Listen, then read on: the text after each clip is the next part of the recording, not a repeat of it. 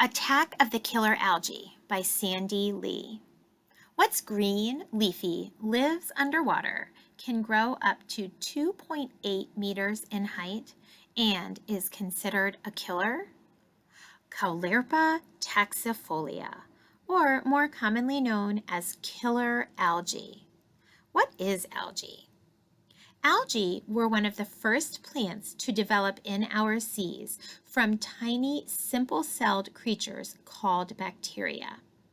These bacteria were so small you could fit thousands of them on a single pinhead. Over time, some of these bacteria cells formed into what we know today as algae. Algae can be found in many places. You may have seen algae growing on the sides of an aquarium or in someone's outdoor pond or even a swimming pool. Mostly, this slimy green substance is harmless. In fact, it even provides food for a variety of fish and sea creatures. To look at killer algae, you'd probably think it was pretty, but lurking beneath those pretty leaf-like fronds lays the making of a disaster. What makes it so dangerous? It's hardy enough to grow in any conditions, from cold to warm water, on rock, sand, mud, and from depths of 3 to 100 meters. This fast-growing, invasive species of algae quickly spreads, smothering out all the other species of algae and seagrass.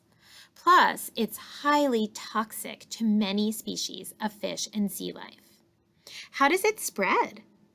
One of the ways killer algae spreads is by attaching to ship anchors and being dragged for thousands of kilometers before it's released into a new area.